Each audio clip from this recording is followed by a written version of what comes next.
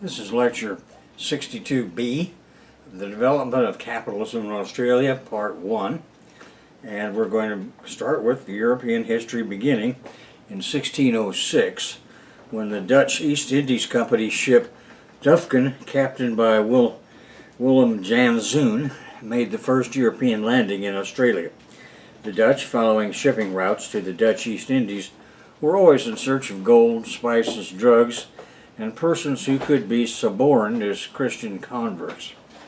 In 1616, Dirk Hartog, while sailing off course en route from South Africa's Cape of Good Hope on his way to Batavia, had landed on an island off Shark Bay, West Australia.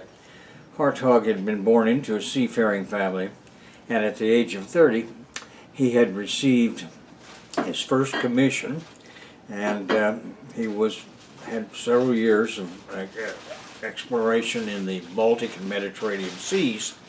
And in 1616, this landing in West Australia was the second landing of any European, and Hartog was the first to leave behind an artifact to record his visit, the Hartog plate, which is a pewter plate engraved with the date and the mission of the Hartog expedition, and it's now in an Amsterdam museum.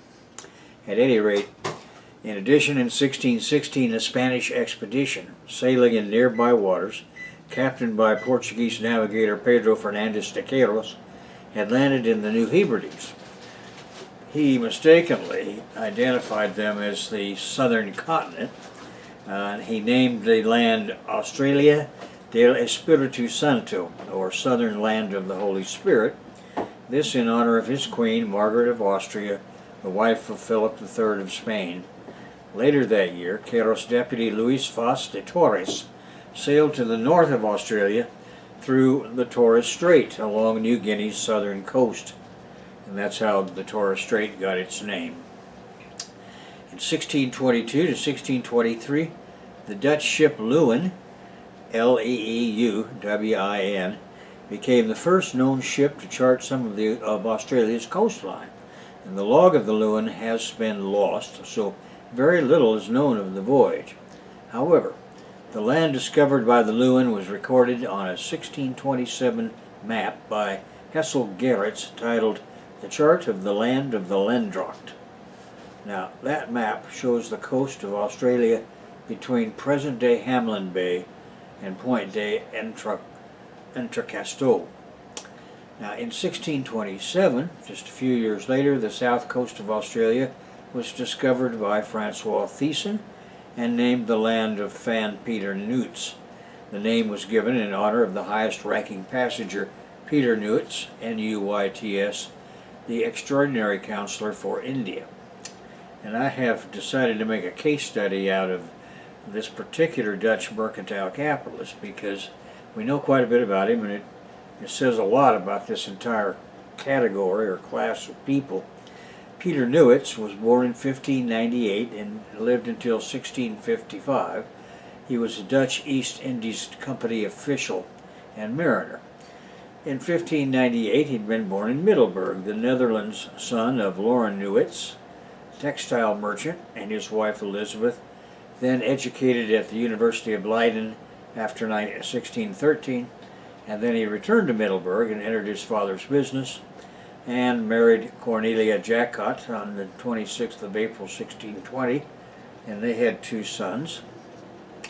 Now, the Nuits were heavily invested in land, hoping for profits and status and adventure. Peter secured a position with the Dutch East Indies Company, or VOC, and then I give its name in Dutch. Opportunity arose, and he decided to move to Batavia, Netherlands, East Indies, or Indonesia, the company's main center. On May 22, 1626, he left his pregnant wife and son Peter to follow later, and Nuits and his son Lawrence left Vlissingen in the Golden Seahorse, captained by Francois Thiessen. After rounding the Cape of Good Hope, they sighted the Australian coast near Cape Lewin, that's its Western Australia, on 26 January 1627, sailing east along the southern coast for more than 800 nautical miles. Thiessen mapped and named the region the land of Van Peter Nuits and the islands of St. Francis and St. Peter, after Peter, who was the highest ranking officer on board. Jonathan Swift used these islands as the models for Lilliput and Blefuscu in Gulliver's Travels in 1726. At any rate, the Thiessen's voyage produced the first chart of the southern coast, now Albany to Ceduna, and South Australia. Later explorers praised the accuracy of the Thiessen map. On April 10, 1627, Nuits reached Batavia, where the VOC directors, the Dutch East Indies Company, were so impressed by his connections that on 30 April he was made ambassador to Japan, and he left with Lawrence on the 12th of May, his one son, instructed to restore and improve relations between the VOC and Japan. Now in this he failed and settled instead for becoming governor of Taiwan. In his absence, his wife and his son Peter had died after arriving in Batavia. Peter then married a Taiwanese woman. Biographers record his having numerous affairs that required an interpreter under his bed to translate the pillow talk.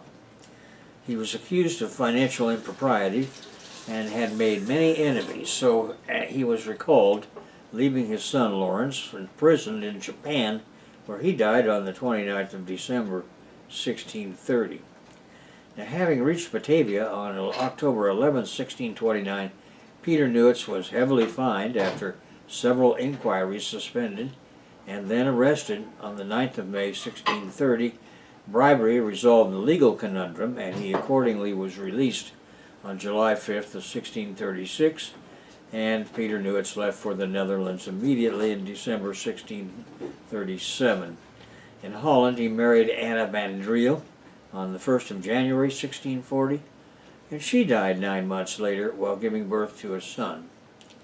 A landowner near the city of Hulst, Nuits became a member of its council, and he was thrice mayor of Hulster, Ambacht, and twice of Hulst. On 26 April 1649, he married Agnes Gramer, and he died on 11 December 1655, survived by his wife and by the son, also named Peter, from the previous marriage. And after the funeral, Nuits was accused of collecting more taxes than shown in the council's books, and that was resolved when his son paid the debt. Meanwhile, in 1628, a squadron of Dutch ships was sent by the Governor-General of the Dutch East Indies, Peter Carpenter, to explore Australia's northern coast. These ships made extensive study in what is now the Gulf of Carpentaria. Now, the shallow sea enclosed on 3 sides by northern Australia and bounded on the north by the Arafura Sea.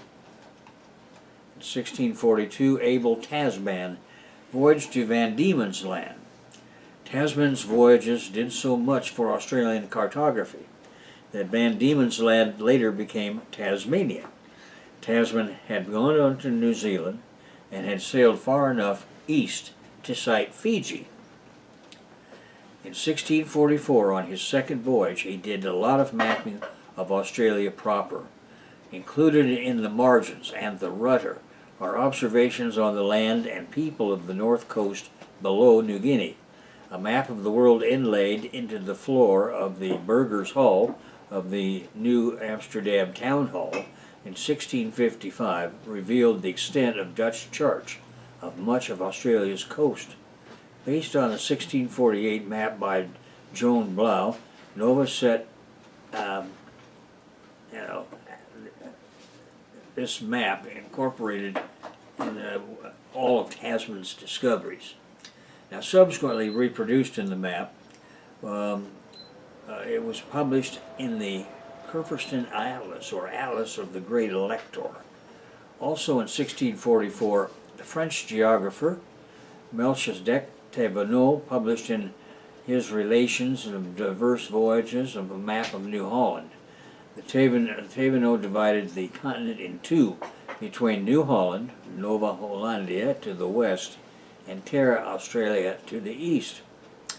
Then in 1744, Emmanuel Bowen reproduced Thévenot's map in his Complete System of Geography in London, and he retitled it as A Complete Map of the Southern Continent as part of a promotion of a scheme to get investors in a colonizing spirit.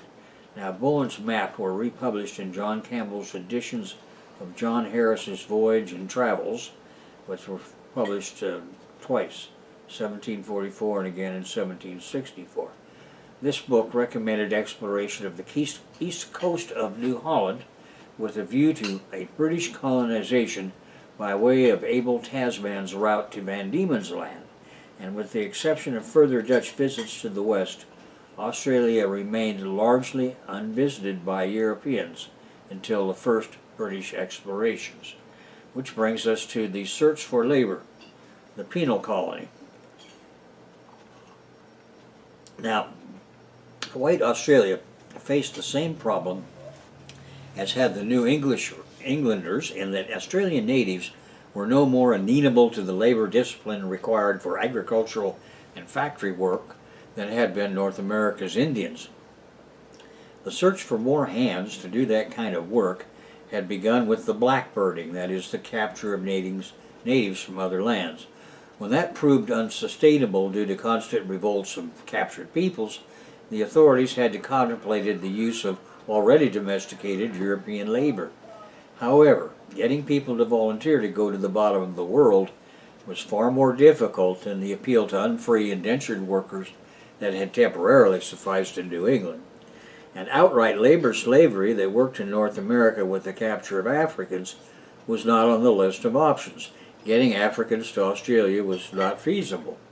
So in 1766, John Callender proposed that Britain found a penal colony in the South Sea, or in Terra Australis, as it was called, to exploit the riches of those regions. And he said, quote, "This world must present as with many things entirely new, as hitherto we have had little more knowledge of it than if it had lain in another planet," unquote. In 1769, Lieutenant James Cook, in command of the HMS Endeavour, sailed to Tahiti to observe and record the transit of Venus. Now, Cook also carried secret Admiralty instructions to locate the supposed southern continent, saying, "There is reason to imagine that a continent or land of great extent may be found to the southward of the track of the former navigators." This continent was not found, and that was a disappointment to Alexander Dalrymple and his fellow members of the Royal Society, who had urged the Admiralty to undertake this mission. Cook decided to survey the east coast of New Holland, the only major part of that continent that had not been charted by Dutch navigators. So on April 19th of 1770, the Endeavour sighted the east coast of Australia, and 10 days later the Endeavour landed at Botany Bay. Now, Cook charted the coast to its northern extent, and along with the ship's naturalist, Joseph Banks, reported favorably on the possibility of establishing a penal colony at Botany Bay. Cook formally took possession of the east coast of New Holland on 22 August 1770. In 1772, a French expedition led by Louis Aleno St. Alorn became the first European to formally claim sovereignty over the west coast of Australia. But no attempt was made to follow this with colonization, and the ambition of Sweden's King Gustav III to establish a colony for his country at the Swan River in 1786 remained stillborn. Now, the proletarian uprisings in capitalist Britain required a firm hand. So in 1788, a massive unrest among the newly impoverished victims of Britain's noble-cum-magnate land grab had been forced into factories, and they were fighting back. Now, these social, technological, and political conditions in Great Britain made it necessary for the capitalists to get rid of as many of these discontented people as possible. And so it now became worthwhile to make the expensive investment in sending the first fleet to New South Wales, Australia, to clear the way for the importation of slave white labor. That is how it had come to pass that 17 years after Cook's landfall on the east coast of Australia, the British government decided to establish a penal colony at Botany Bay. The North American Revolutionary War of 1775 to 1783 saw Britain lose most of its North American colonies, and so New England was out of the question for the crown. In 1779, Sir Joseph Banks, the scientist who had accompanied James Cook on his 1770 voyage, recommended Botany Bay as a suitable site for a penal colony, and the North American anti-revolutionary James Matra, who had also sailed with Cook, produced a proposal for establishing a settlement in New South Wales on the 23rd of August of 1783. His original proposal was for the establishment of a colony composed of dispossessed and/or disgruntled North American loyalist rulers of Chinese and South Sea Island laborers. Now, Matra reasoned that Australia was suitable for plantations of sugar, cotton, and tobacco. New Zealand had timber, hemp, and flax that could prove valuable commodities, and ANZ, that is Australia and New Zealand, could form a base for British Pacific trade. It would be a suitable compensation for displaced North American loyalists. In 1784, when the victory at Yorktown by the Yankee Army was clearly not going to be reversed, and following an interview with the Secretary of State, Lord Sydney, Matra amended his proposal to include convicts as settlers. His new document said this would benefit both economy to the public and humanity to the individual, and English-speaking convicts would be more easily manageable by redcoat guards. Matra's plan provided the original blueprint for settlement. Records show the government was considering it in 1784. Penal transportation was already well established as a central plank of English criminal law, and until the American Revolution, about 1,000 criminals per year had been sent to Maryland and Virginia.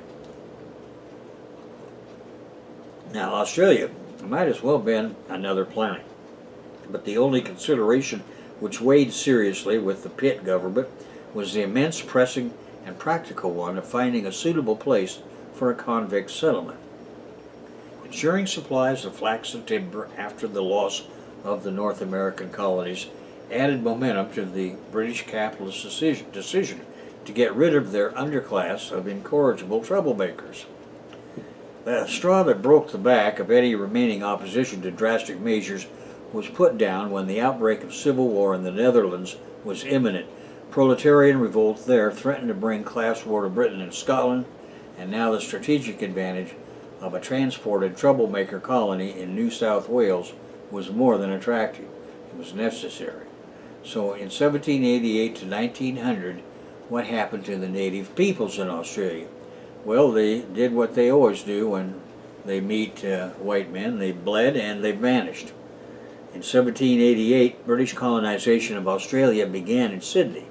The first sequence of British settlement began within weeks of the first colonists' arrival, and a wave of European epidemic diseases, chickenpox, smallpox, influenza, and measles, spread in advance of the frontier white settlement.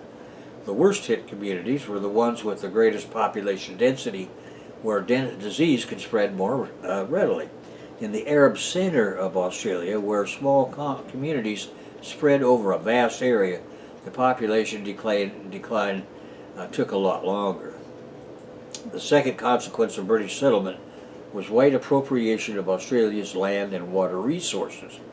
The settlers took the view that Aboriginal Australians were nomads and had no concept of land ownership and therefore could be driven off the land. It was land the white capitalist farmers wanted for farming or grazing.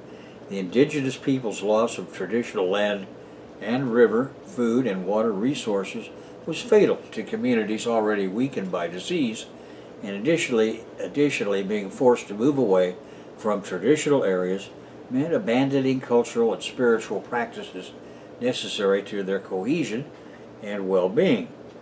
Proximity to settlers also brought venereal disease, to which Aboriginal Australians had no tolerance, and greatly reduced Aboriginal fertility and birth rates. White settlers brought alcohol, opium, and tobacco. Substance abuse has been a chronic problem for native communities ever since. On the mainland, prolonged conflict followed the frontier of European settlement. In 1834, John Dunmore Lang wrote the true epitaph of white contact, quote, "There is black blood at this moment on the hands of individuals of good repute in the colony of New South Wales, of which all the waters of New Holland would be insufficient to wash out the indelible stains," unquote. In 1838, many Aboriginal communities were fighting back against the settlers, such as the Noongar of southwest Australia, the Kalkadoon of Queensland, who also resisted the settlers. But the killing there went on until 1884, when there was a massacre of over 200 people on their land at Battle Mountain. As late as 1928, there was a massacre at Coniston in the Northern Territory. Poisoning of food and water was the most common tactic of the whites. Another 20,000 met direct violent deaths at the hands of white people. The deadly diseases, smallpox, influenza, and tuberculosis killed a further 50% of native peoples. By the 1870s, all the fertile areas of Australia had been stolen from native communities. What remnants still survived had been impoverished, living on the fringes of European communities or on land whites considered unsuitable for settlement. By 1875, the Palawa, or indigenous people of Tasmania, were particularly hard hit, nearly all of them, numbering perhaps 15,000 when white settlement began, were dead. This was because of the genocidal Black War. Pulmonary and sexually transmitted diseases killed those people the whites did not murder outright. The only Palawa people to survive were in missions set up on the islands of Bass Strait.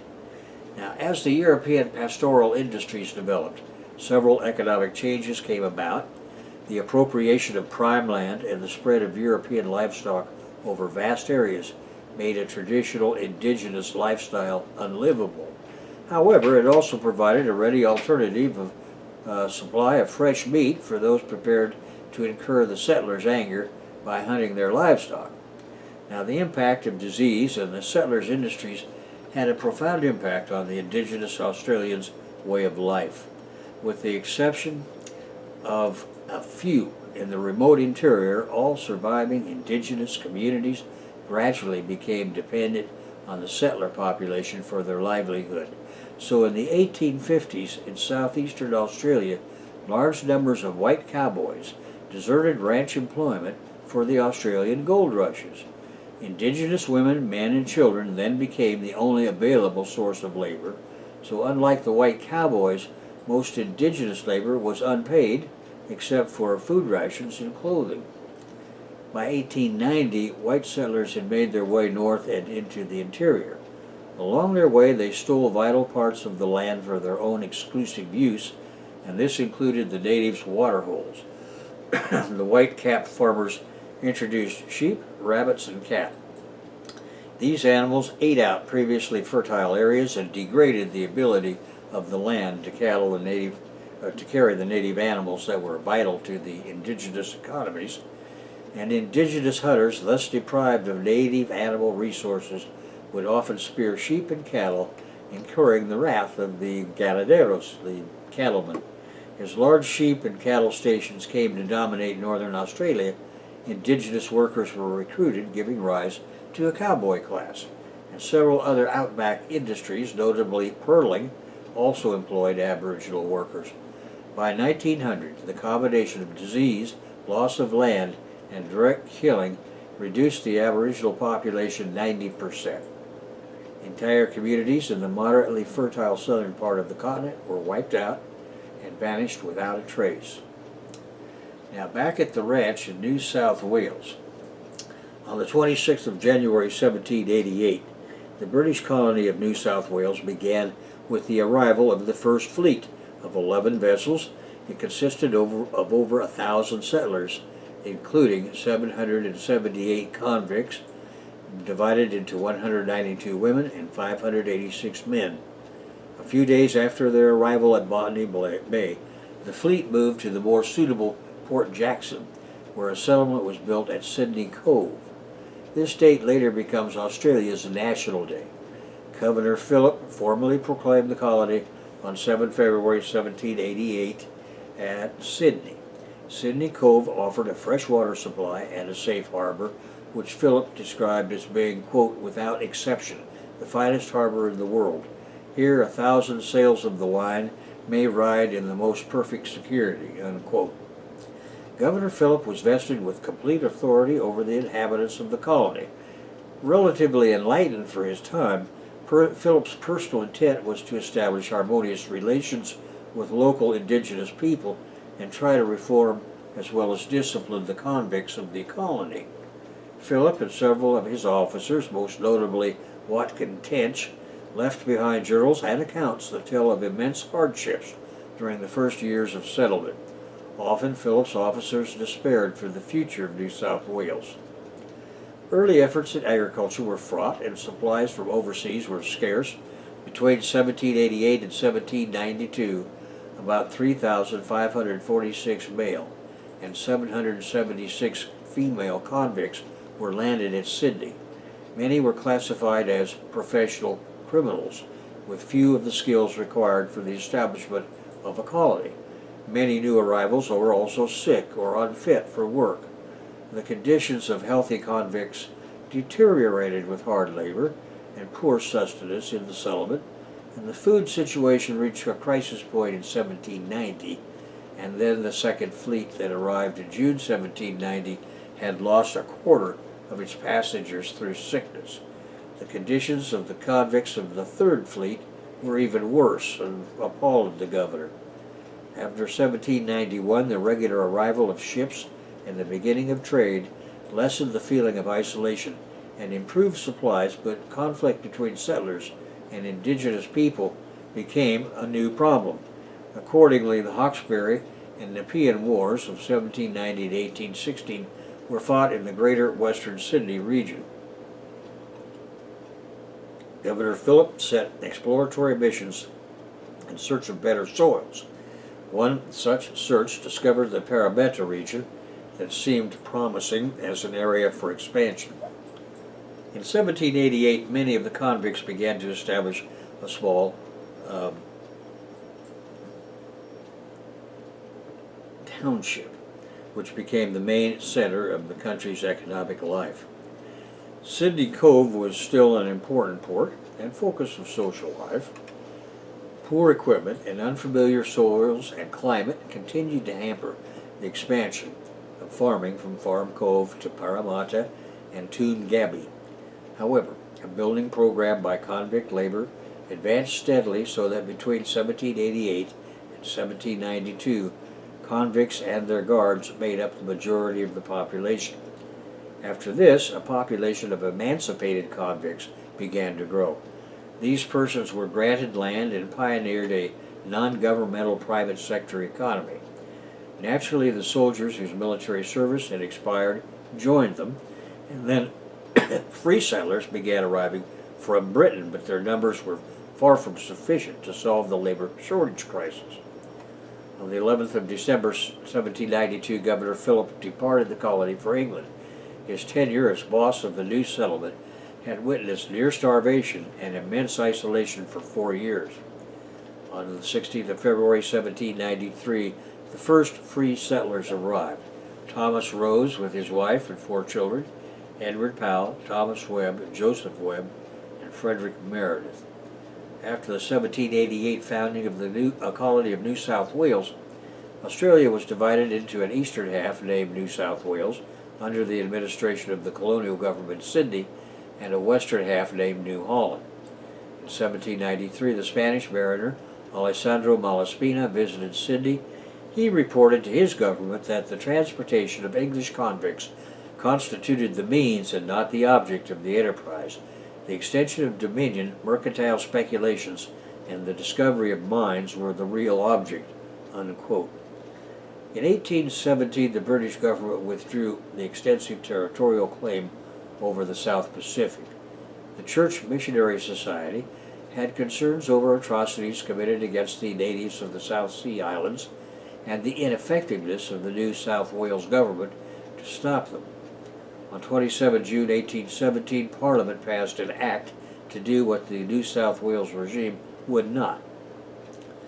The British claim to Australia took a western boundary of 135 degrees east of Greenwich, based on the complete map of the southern continent published in Emmanuel Bowen's Complete System of Geography in London in 1747, and it was reproduced in John Campbell's editions of John Harris's Voyages and Travels, as we've seen. Bowen's map was based on the Thibodeau map that divided New Holland in the west from Terra Australis in the east by the latitude situated at 135 degrees east. This division, reproduced in Bowen's map, provided a convenient western boundary for the British claim.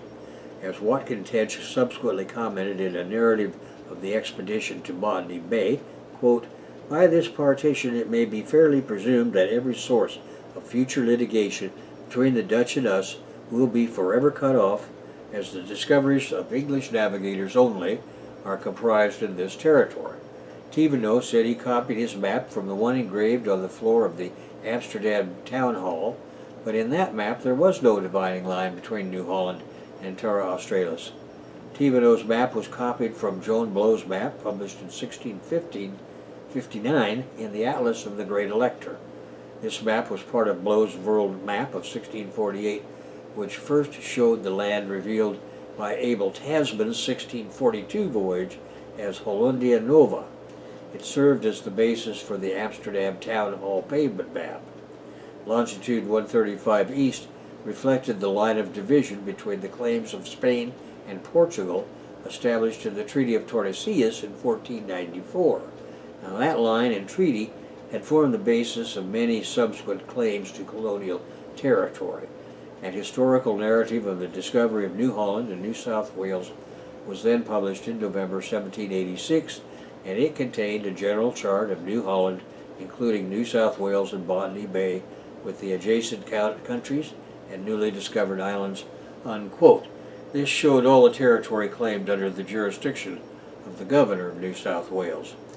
That territory claimed by Britain included all of Australia east of the meridian 135 east, and all the islands in the Pacific Ocean between the latitudes of Cape York and the southern tip of Tasmania. The western limit was set at the meridian dividing New Holland from Terra Australis, as shown on Emmanuel Bowen's map, and the colony included the current islands of New Zealand. Now, Tasmania's penal colony was established in 1798. George Bass and Matthew Flinders circumnavigating Van Diemen's Land, proving that it was an island, and in 1802 Flinders successfully circumnavigated Australia for the first time, and then in 1803 Van Diemen's Land, now known as Tasmania, was settled following a failed attempt to settle at Sullivan Bay in what is now Victoria. Romantic descriptions of the beauty, mild climate, and fertile soil of Norfolk Island in the South Pacific led the British government to establish a subsidiary settlement of the New South Wales colony there in 1788. It was hoped that the giant Norfolk Island pine trees and flax plants growing wild on the island might provide the basis for a local industry, which, particularly in the case of flax, would provide an alternative source of supply to Russia for an article which was essential for making cordage and sails for the ships of the British Navy. However, the island had no safe harbor, which led the colony to be abandoned, and the settlers evacuated Tasmania in 1807. The island was subsequently resettled as a penal settlement in 1824. Now, there were other British settlements that followed at various points around the continent of Australia, but most of them were not successful. In 1823, the East India Trade Committee recommended that a settlement be established on the coast of northern Australia. Their idea being to forestall the Dutch, Royal Navy Captain J.J.G. Bremer was commissioned to form a settlement between the Bathurst Island and the Coburg Peninsula. In 1824, Bremer fixed the site of his settlement at Fort Dundas on Melville Island. This was well to the west of the boundary proclaimed in 1788, effectively proclaiming British sovereignty over all the territories as far west as longitude 129 east, and the new boundary included Melville and Bathurst Islands and the adjacent mainland. Now, labor shortage meant transporting convicts. In 1824, a penal colony was built near the mouth of the Brisbane River, and it was the basis of the later colony of Queensland.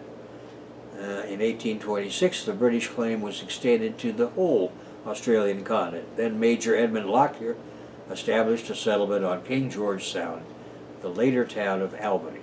However, the eastern border of Western Australia remained unchanged at longitude 129 east.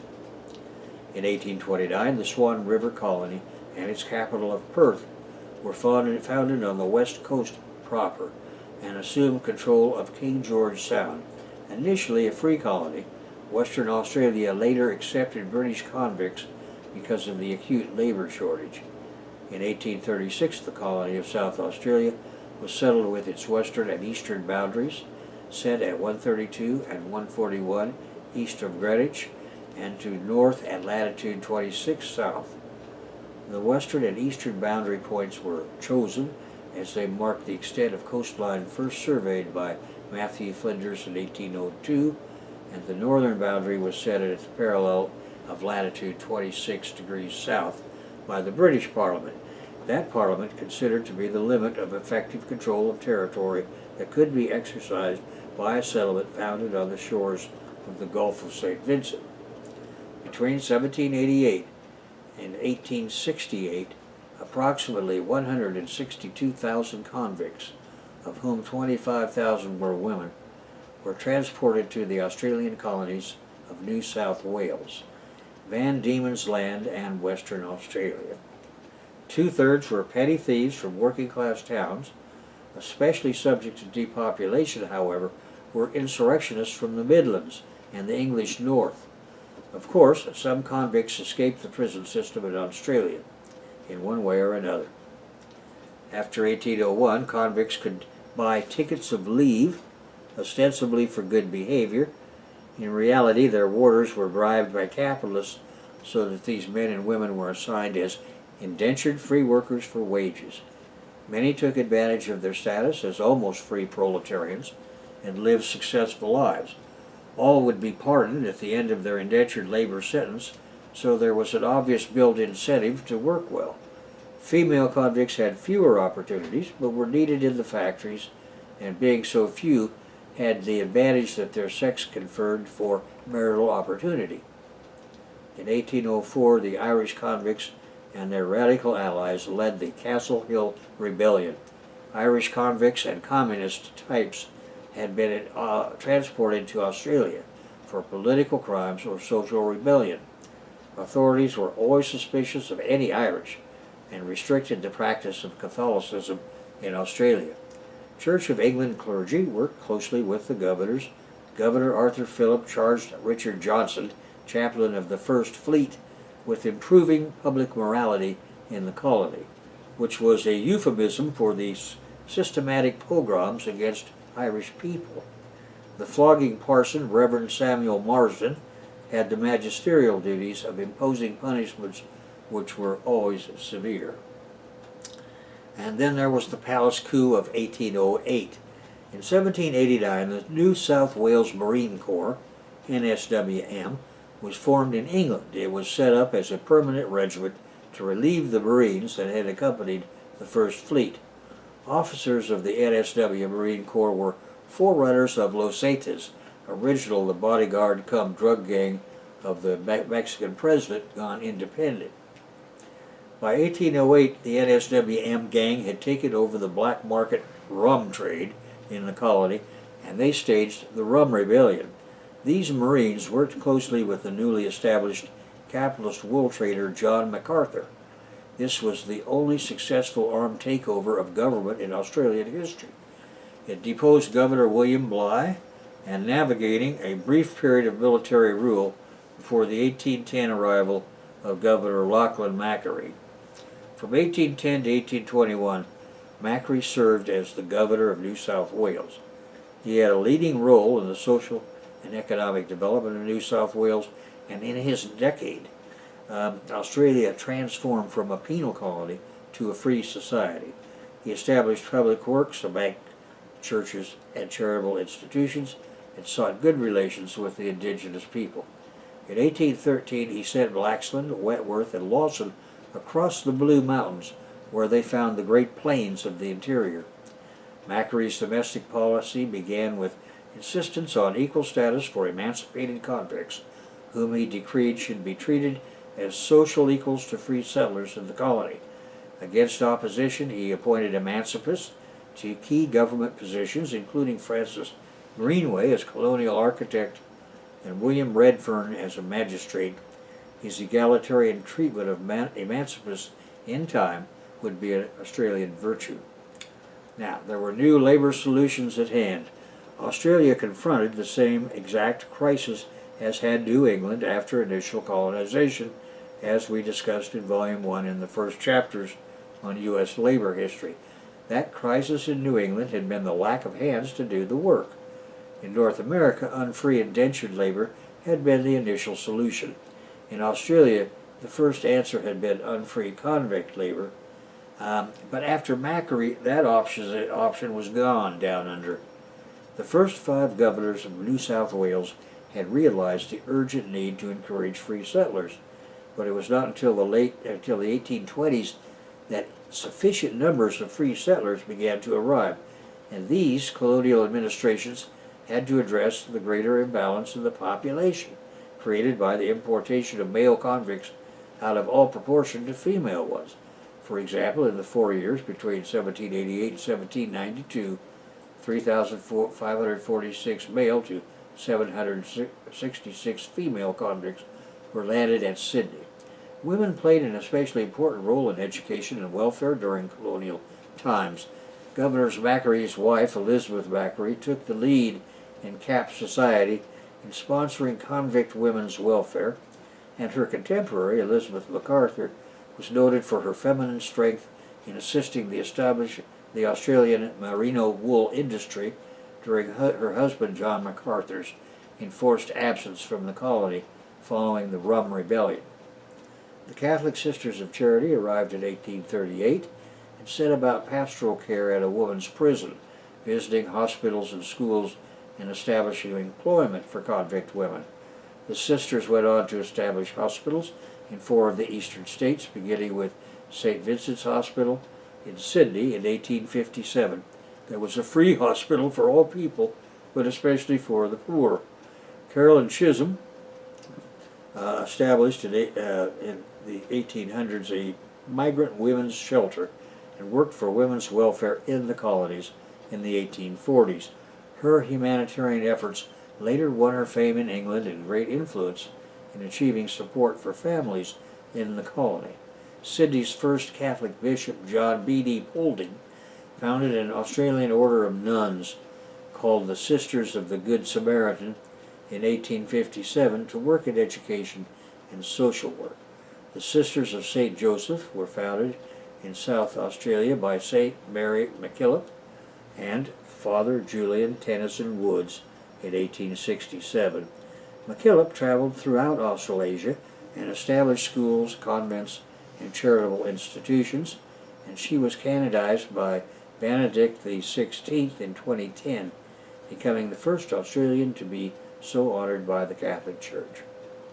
From the 1820s, increasing numbers of squatters occupied land beyond the fringes of European settlement, often running sheep on large stations with relatively few overheads. Squatters could make considerable profits. By 1834, nearly 2 million kilograms of wool were being exported to Britain from Australia every year. By 1850, barely 2,000 squatters had gained 30 million hectares of land, and they formed a powerful and respectable interest group in several colonies, and that's like 35 million acres. In 1835, the British Colonial Office issued the Proclamation of Governor Bourke, implementing the legal doctrine of terra nullius upon which British settlement was based, reinforcing the notion that the land belonged to no one prior to the British Crown taking possession of it, and quashing any likelihood of treaties with indigenous peoples including that signed by John Batman. Its publication meant that from then, all people found occupying land without the authority of the British government would be considered illegal trespassers.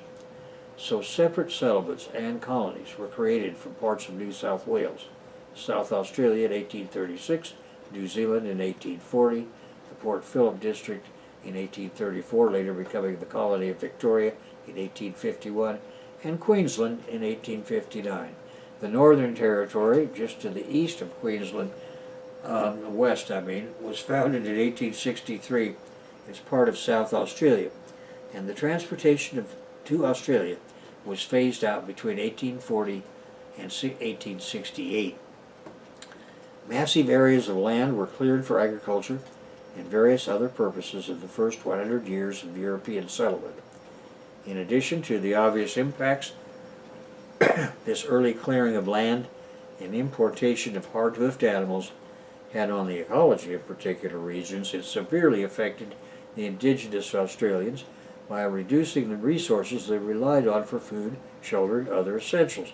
This progressively forced them into smaller areas and reduced their numbers as the majority died of newly introduced diseases and lack of resources. Indigenous resistance against the settlers was widespread, and prolonged fighting between 1788 and the 1920s led to the deaths of at least 20,000 indigenous people and between 2,000 and 2,500 Europeans.